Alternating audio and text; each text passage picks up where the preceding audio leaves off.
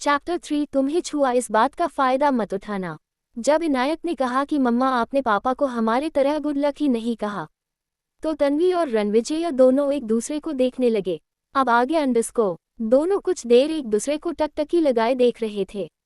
तभी रुद्राक्ष ने कहा, मम्मा जल्दी करो नहीं तो हम लेट हो जाएंगे।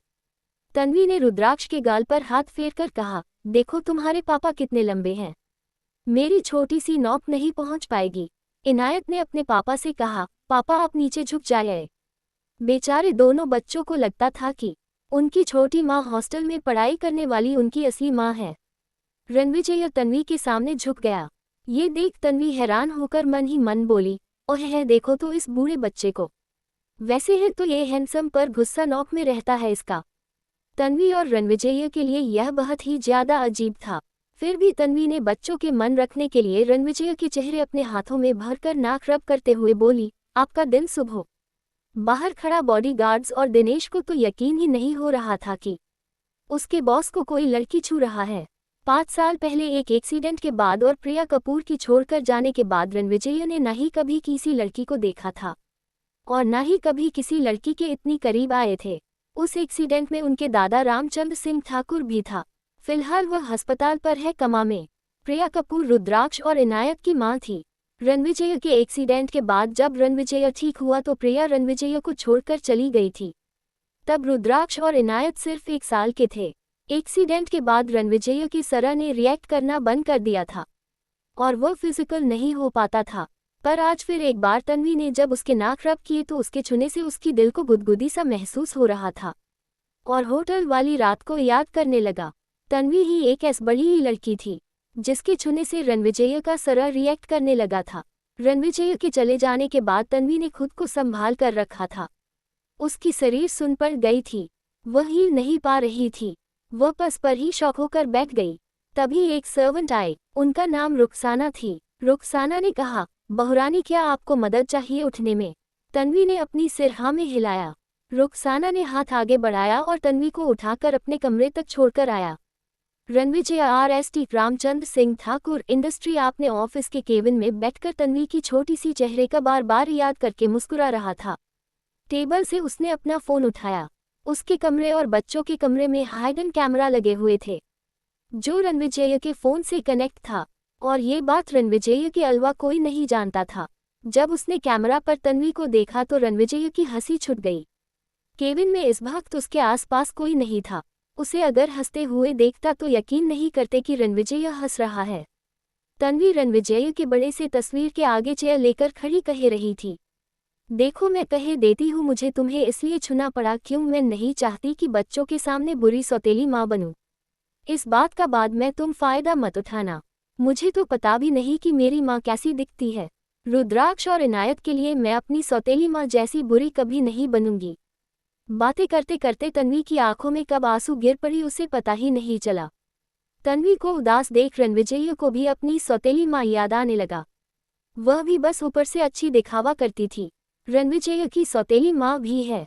उसके पापा रविशंकर सिंह ठाकुर अपने 2 बच्चे के साथ अलग रहते थे। ध्रुव के पैदा होते ही उसकी माँ का देहांत हो गया था, इसलिए रविशंकर ने सुगंधा कपूर से शादी की थी जो अब सुगंधा सिंह ठाकुर बन चुकी थी। शुरुआत में तो सब ठीक चल रहा था, पर 2 शादी के 2 साल बाद उनके बेटा और बेटी होने के बाद सुगंधा जी ने अपनी सौतेलापन दिखाना शुरू कर दिए थे। इसलिए रणविजय अपनी बहन और भाई को अपने दादाजी के पास लेकर आया और अलग से रहने लगा। रणविजय ख्यालों को झटक कर दिनेश को कॉल करके अपने केबिन में बुलाया। कुछ ही देर में दिनेश केबिन के अंदर आते हुए कहा, सर आपने बुलाया? रणविजय ने कहा, हाँ मम। क्या तुमने तन्वी की सारे इन्फॉर्मेशन निकाला? दिनेश ने जवाब में कहा, जी सर पर बहुत ज्यादा कंफ्यूजन है मेन के बारे में। रणविजय ने कहा, जल्दी से सारे इन्फॉर्मेशन निकालो, अगले 2 दिन में मुझे इन्फॉर्मेशन फाइल्स हाथ में चाहिए। दिनेश ठीक है सर कहकर रणविजय के केबिन से निकल गया। तभी रणविजय का फोन रिंग हुआ। तन्वी की कॉल आते देख रणविजय कुछ देर के लिए हैरान हो गया था। कॉल रिसीव करने के बाद रणविजय ने कहा, मिस तन्वी क्या हुआ? तन्वी को समझ में नहीं आ रहा था कि रणविजय को उसके नाम से बुलाए या फिर सर कहकर बुलाए। तन्वी ने कहा, उम्मन वह क्या मैं आज बच्चों को स्कूल पर पिकअप करने जा सकती हूँ? देखो मैं बाहर नहीं निकलूंगी का के अंदर ही बैठी रहूंगी तो क्या मैं जा सकती हूँ। रणविजय ने कहा, ठीक है, तुम तैयार रहे ना, मैं तुम्हें लेने आ जाऊंगा। फिर दोनों साथ में चले गए। तन्वी ने जी ठीक है कहकर कॉल काट कर दी। तन्वी कमर पर हाथ रखकर कवर के आगे खड़ी होकर सोच रही थी कि क्या पहने। दूसरी और ध्रुव को कॉलेज में तन्वी की बेस्ट फ्रेंड रिया पाटिल ध्रुव को डांट लगाकर कह रही थी, ध्रुव अगर तन्वी की कॉलेज ना आने की वजह सिर्फ तुम हो। पिछली बार तुमने ही उसे परेशान किया था, तब से वह आई नहीं है, उसका फोन भी नहीं लग रहा। ध्रुव ने रिया से कुछ नहीं कहा, चुपचाप मुस्कुराकर मन ही मन कह रहा था, तन्वी चोपड़ा अपनी बिग हस्बैंड के साथ मस्त है, तुम खामख्वाह उसकी परवाह कर रही हो। तुम्हें जब पता चलेगा कि वह मेरी प्यारी भाभी है, कहीं शौक से तुम ऊपर परलोक ना चली जाओ। भाभी ने तुम्हें भी बताने से मना किया है इसलिए चुप हो बना। आगे ध्रुव कुछ और मन ही मन बात कर पाता कॉलेज की लड़कियां फोन पर ट्वीट देखकर उछलकूद करते हुए कह रही थी, यार ये देख कितना हैंडसम है, अगर शादीशुदा नहीं होता तो मैं शादी कर लेता। तभी टिया मल्होत्रा ध्रुव के पास आकर बैठ जाती है। टीना ध्रुव को अपने प्यार के जाल में फंसाने की कोशिश करती रहती है। टिया ने कहा, यार ध्रुव भले ही तुम मुझे पसंद हो पर तुम्हारा भाई का जो किलर लुक्स है किसी भी लड़की को फिदा कर देती है। तुम्हारे भाई तो मेरी फर्स्ट क्रश है यार। तभी ध्रुव के एक फ्रेंड ने कहा, ध्रुव आज का ब्रेकिंग न्यूज देखो। ध्रुव जल्दी से अपना फोन निकालकर देखने लगता है। न्यूज पर उसके भाई छाए हुए थे। रणविजय सिंह ठाकुर काम पर बिजी रहने के बावजूद भी अपने बच्चों को स्काई स्कूल पर अपने बच्चों को लेने आए हैं। सुबह रोज छोड़ने आता था पर रणविजय कार से बाहर नहीं उतरता था, पर आज वह बाहर गेट पर खड़ा था। रणविजय के आसपास 4 बॉडीगार्ड्स पहरा दे रहा था। रणविजय आया है ये सुनकर स्काई स्कूल के प्रिंसिपल नारायण शेट्टी एक टीचर के साथ तेज कदमों में बाहर आ रहे थे। बच्चों की मम्मी या तो रणविजय से नजर नहीं हटा पा रही थी। ब्लैक 3-पीस सूट में, आंखों में काले चश्मे, लग्जरी ब्रांडेड रिस्ट वॉच में वह कतई जहर लग रहा था। उसे छूने से ही तन बदन पर आग लग जाए। वह बिल्कुल सपनों के राजकुमार जैसा था। उसके सपना तो देख सकते हैं मगर पा नहीं सकते। नारायण शेट्टी रणविजय के पास आकर सिर झुकाकर ग्रिड करके बोली, ठाकुर सा चलिए अंदर बैठकर इंतजार कीजिए। रणविजय ने ग्रिड करते हुए कहा, कोई बात नहीं मिस्टर शेट्टी, मैं बस अपने बच्चों को पिकअप करने आया हूँ। स्काई स्कूल का ऑनर रणविजय ही थे जिसे उसकी माँ चलाना चाहती थी। अंदर इंतजार कर रही तन्वी ने दिनेश से पूछा, क्या तुम एक बात बताओगे? रणविजय को सब इतने घूर घूर कर क्यों देख रहे हैं? वह हर सुबह बच्चों को छोड़ने आते हैं ना? दिनेश इस बात से शौक में था कि तन्वी ने रणविजय का नाम लिया, क्योंकि उसे कोई भी उसके नाम से नहीं बुलाता था। सब रणविजय को ठाकुर सा कहकर बुलाते थे। दिनेश ने अपना ख्याली दिमाग झटक कर कहा, मैडम वह बॉस रोज तो आते हैं मगर बाहर नहीं निकलते, पर आज बॉस गेट पर इंतजार कर रहे हैं तो लोग देख रहे हैं। मैडम क्या आपको पता है, इस स्कूल का ऑनर बॉस ही है। तन्वी शौक होकर स्कूल की तरफ देखकर सिर हिलाने लगी। तभी बच्चों का छुट्टी होकर सब टीचर के साथ गेट पर लाइन लगाकर आ रहे थे। रुद्राक्ष और इनायत को प्रिंसिपल के कहने पर 2 टीचर छोड़ने आए थे। आज से पहले दिनेश ही रुद्राक्ष और इनायत को पिकअप करने आता था। जब रुद्राक्ष और इनायत ने देखा कि आज उसके पापा लेने आए हैं, खुशी से हाथ हवा में उछालकर दौड़कर पापा कहकर आ रहे थे। दोनों गार्ड्स ने बच्चों की बैग पैक ले लिए और दोनों बच्चों की हाथ पकड़कर रणविजय अपने काम में जाकर बैठ गया। तन्वी एक रुमाल से मुंह छुपाकर बैठी थी। जैसे ही बच्चे का पर बैठकर का चलने लगी, तन्वी रुमाल हटाकर भू किया तो बच्चों से पहले रणविजय डर गया था, जिसे देख तन्वी पागलों की तरह पेट पकड़कर हंसने लगी। रुद्राक्ष और इनायत भी हंसते हुए मम्मा कहकर तन्वी की तरफ आ गया। तन्वी रणविजय को घूरते देख पागलपन की तरह हंसने लग गई थी। तन्वी को ऐसे हंसते देख रणविजय किसी राजा की तरह बैठकर तन्वी को घूर रहा था। जिसका पर रुद्राक्ष और इनायत को लेने आते थे वह लेक्सानी मोटरकार्स था। अंदर किसी आलिशान 5 स्टार होटल से कम नहीं थी। रणविजय को घूरते देखकर तन्वी की चेहरे की रंग ही उड़ गई थी। कुछ ही देर में वह लोग ठाकुर निवास पहुंच गए थे। रात्रि भोजन को डिनर खाते समय धूर ने तन्वी से कहा, भाभी आज हमारे कॉलेज में आपके पति के ही चर्चे थे। तन्वी धूर के मुंह से ऐसी बड़ी ही बातें सुनकर ना जाने क्यों वह ब्लश कर रही थी। तभी मीरा ने कहा, भाभी क्या आप रात को मेकअप करके सोती हो? आपकी तो दोनों गाल पिंक हो गई है। तन्वी चुपचाप बस नजरें झुकाए अपना खाना चबा रही थी। रणविजय तन्वी को ऐसे देखकर ध्रुव और मीरा से कहा, बस करो तुम दोनों चुपचाप अपना खाना खाओ। ध्रुव ने कहा, भाया आप तो भाभी के साथ मजाक नहीं करते, कम से कम हमें तो अपनी भाभी माँ को सताने दो। वैसे आपको पता नहीं कॉलेज में ना भाभी किसी लिटिल मॉन्स्टर से कम नहीं है। मेरे बड़े भाई for your information about your little monster wife, लड़के पागल है भाभी को डेट करने के लिए। ध्रुव की यह बात सुनकर रणविजय को बिल्कुल भी अच्छा नहीं लग रहा था। वह बस मन ही मन ये सोच रहा था कि किसकी इतनी हिम्मत जो रणविजय सिंह ठाकुर के पत्नी को डेट करने की कोशिश कर रहा है। रणविजय ने अपना खाना बीच में ही छोड़कर कहा, मुझे कुछ इंपॉर्टेंट काम याद आ गया, तुम लोग खाओ। तन्वी रणविजय के खाने की प्लेट को देख रही थी। रणविजय ने खाना एक दो निवाला ही खाए थे। रणविजय के चले जाने के बाद मीरा और ध्रुव दोनों ठहाके मार के हंसने लगे। दिन के बाद तन्वी रुद्राक्ष और इनायत को सुलाकर रणविजय के लिए खाना लेकर गई। रणविजय रोज की तरह सोफे पर बैठकर लैपटॉप पर अपना टाइपिंग करते हुए काम कर रहा था। तन्वी रणविजय को खाने की प्लेट देते हुए कहा, पहले आप खाना खा लीजिए। रणविजय अपने काम में ही बिजी थे। तन्वी ने दोबारा कहा, मैंने कहा पहले खाना खा लीजिए।